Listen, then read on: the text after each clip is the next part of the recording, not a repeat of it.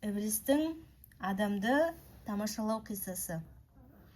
Ұлық Алла адамды топырақтан жаратып, барлық мақлұққа орынбасарын тамашалауды бұйырды. Періштелер жиналып, адамды айналып қарап көрді. Сол кезде Ібліс лып етіп адамның мұрнынан кіріп, оның бүкіл дене мүшесін, ағзасын, қан тамырларын аралап қайта шықты. Ол періштелерге: бұл мақұлық ұлық Аллаға орынбасар болуға лайық емес деді. Неге деп сұрады періштелер.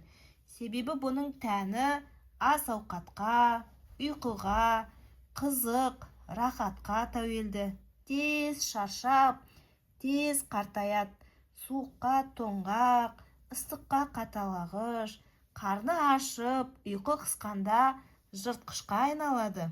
Одан бөлек көңілі атақ-даңқ, мансап, билікке тез мас болады екен.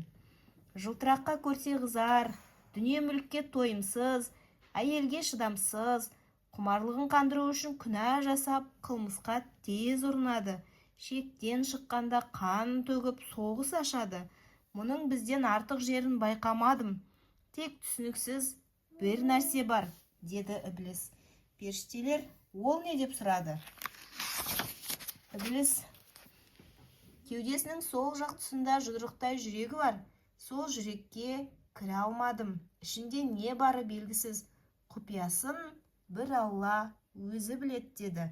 Періштелер: адамның құлағы, көзі, мұрны бар екен. Осы сезім мүшелерімен Алланың хикметтерін танып білсе керек, деді. Ібліс алақанымен адамның құлағын сипады да: мұның құлағын қаққа керең қылдым. Енді құлағымен дүниенің ғана сөзін еститін болады. Өсек аяң, бос сөзге құлағы түрік жүреді. Жын пері періштенің сөздерін ести алмайды, деді.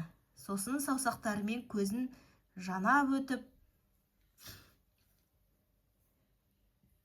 енді екі көзі ақиқатқа соқыр болады. Көзімен дүние тіршілігін ғана барлай алады. Алланың сырға толы хикметтерін бас көзімен көруге дәрменсіз еттім.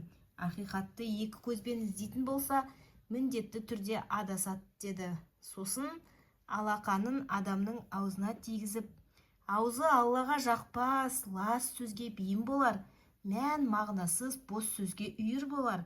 Басына келер 10 пәленің 9-ын